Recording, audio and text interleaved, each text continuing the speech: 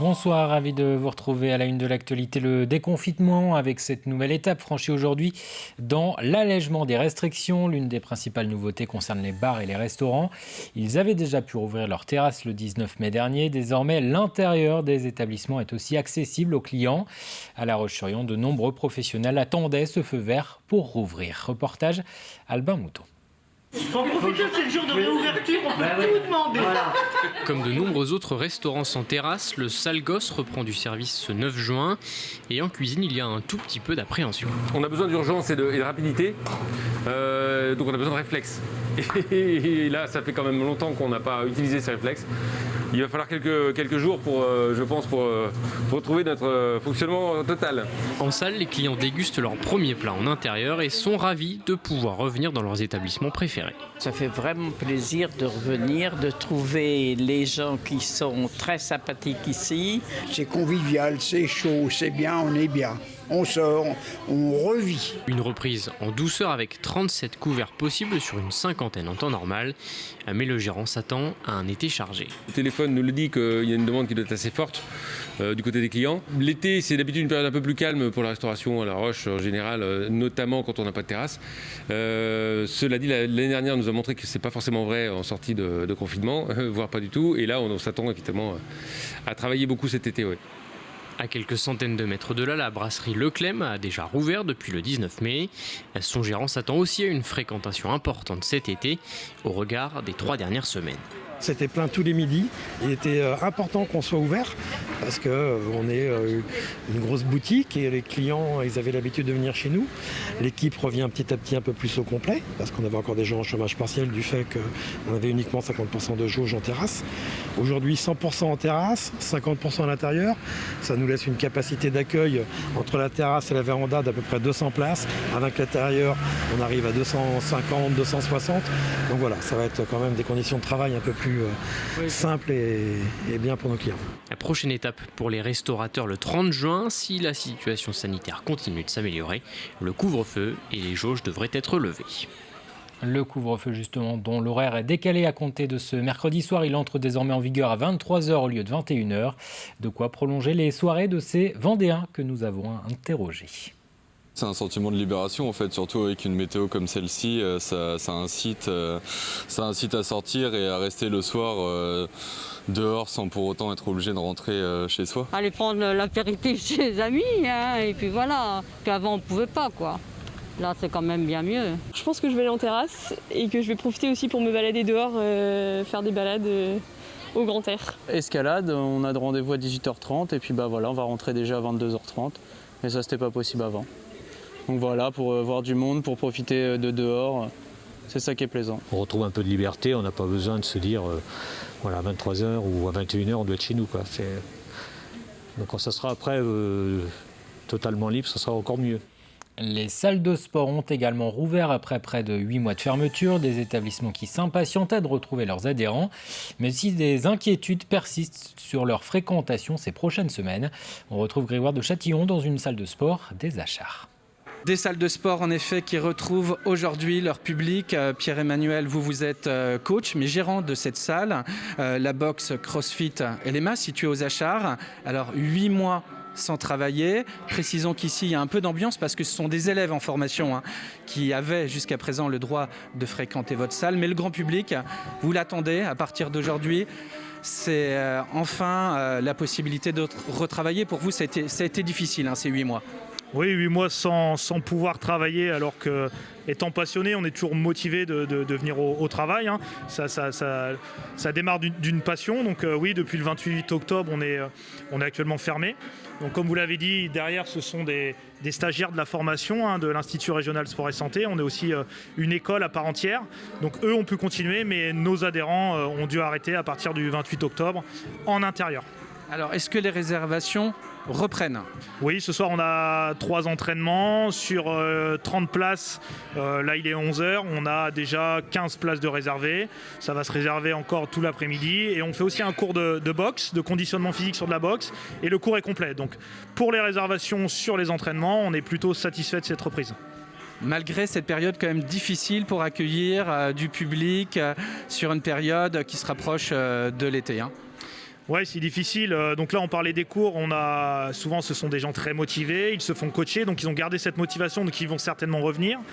Mais les gens en salle qui viennent s'entraîner seuls sur nos machines ou en cours seuls, je pense qu'on va avoir plus de difficultés parce que, comme vous le dites, on est sur une période estivale, juin, juillet, août. Ce sont les pires mois généralement pour une salle et encore plus quand on est proche de la côte. Et on voit que certainement les aides vont être dégressives en fonction des mois. Donc quand même une grosse inquiétude qui reste présente, mais on va accueillir quand même les gens avec le sourire et la motivation parce qu'on est là pour eux. Merci Pierre-Emmanuel. On rappelle qu'il y a naturellement un protocole qui est exigé dans ces salles de sport, à la fois la distance de 2 mètres entre chaque sportif, le port du masque dans les déplacements et puis une jauge de 50% selon la capacité d'accueil de la salle. Une pratique sportive interrompue ces derniers mois, les kinésithérapeutes mettent donc en garde contre les risques de blessures en raison d'une reprise trop intensive. Ils ont déjà observé les conséquences du confinement avec une hausse de certaines consultations. Écoutez.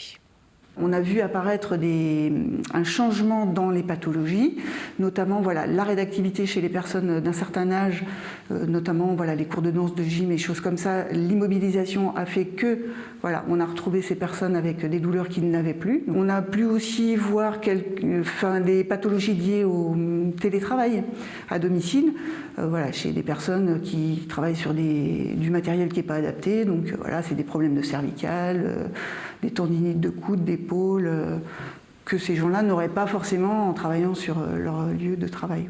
On referme cette page pour parler de politique. Les candidats aux élections régionales poursuivent leur campagne. 8 listes, on le rappelle, se présentent en Pays de la Loire. Le député Mathieu Orphelin est à la tête d'une liste intitulée « L'écologie ensemble, solidaire et citoyenne ». Elle est soutenue par plusieurs formations écologistes et par la France insoumise. Mathieu Orphelin qui détaille quelques points de son programme. Sur chaque sujet, on a des grands changements. Sur l'agriculture et l'alimentation, on veut plus soutenir l'agriculture biologique. On veut 50% de bio dans les cantines des lycées. Aujourd'hui, avec la droite actuelle, on est à moins de 9%. On veut 100% de viande locale dans les cantines. On veut accompagner chaque citoyen dans la transition écologique. Plus d'offres de transport en commun, plus d'infrastructures pour le vélo, des nouvelles aides pour changer de véhicule, un prêt garanti par la région pour acheter un véhicule plus propre, ça c'est du concret, l'avance totale du coût des travaux pour les ménages qui sont en situation de précarité énergétique. Sont également tête de liste au régional Eddy Lebelair pour Lutte ouvrière, Linda Rigaudot pour Un autre monde Pays de la Loire, François de Rugy pour la majorité présidentielle, Christelle Morancet, présidente sortante à la tête d'une liste d'union de la droite et du centre, Cécile Belle de GC pour Debout la France, Guillaume Garot soutenu par le Parti socialiste et le Parti communiste, ainsi que Hervé Juvin pour le Rassemblement national. Continuons à parler de politique avec cette fois les élections départementales dans le canton de l'Île-Dieu. 4 binômes se présentent, dont celui composé de Patrice Bernard, 58 ans, conseiller municipal d'opposition, et Hélène Gabory, 52 ans.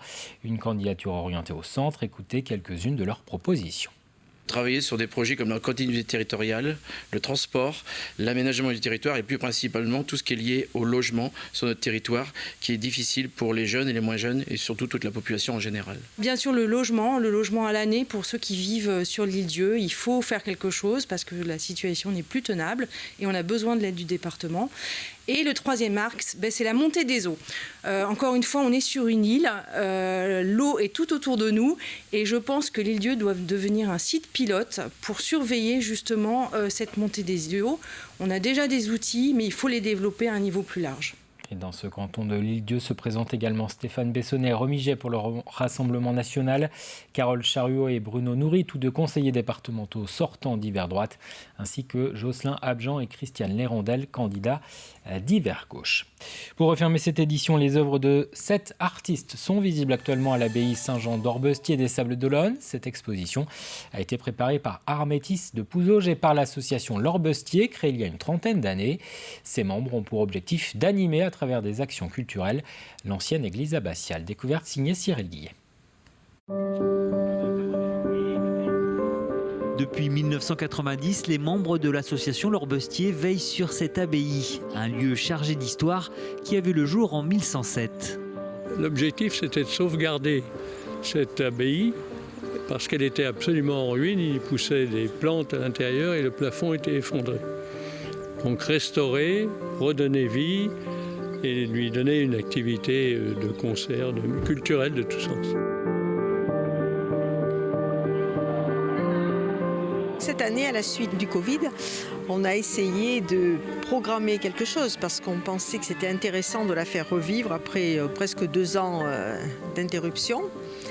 Donc on a programmé une première exposition et nous avions été contactés par un des artistes qui nous a fait connaître effectivement l'œuvre d'Éric Leblanche et qui nous a proposé donc une collaboration de différents artistes sur de l'art brut. Et nous avons souhaité mettre les sculpteurs avec Éric Leblanche. C'est un hommage à cet artiste qui est disparu, qui est né en 1951 et mort en 2016. Et donc aujourd'hui c'est un bel hommage, surtout dans ce lieu de l'abbaye de l'Or-Bestier, qui est un lieu quand même assez magistral. Aux côtés des œuvres du Vouvantais Éric Leblanche est proposé le travail de 6 autres artistes. Louis-Marie Barrault et sa femme Brigitte proposent leur version des Gardiens de la mémoire. Slimane offre à voir 6 bidons peints non sans humour. Un peu plus loin, Yves Hérault présente le squelette de cette vague intitulée « Demain peut-être ». Le travail de Dominique Cousseau et Philippe Pateau complète cet espace. Des œuvres qui trouvent un écho tout particulier dans ce lieu. Le lieu l'a mis en valeur d'une façon qu'on n'imaginait même pas. C'est un lieu qui est magique. Et on ne peut pas sortir indemne d'un lieu comme ça. C'est impressionnant en tous les cas. L'église abbatiale d'Orbestier accueillera cette exposition jusqu'au 13 juin. Par la suite, 2 concerts seront donnés dans ce même lieu les 18 et 19 juin. C'est la fin de cette édition. Merci de votre attention. Très bonne soirée sur TV Vendée.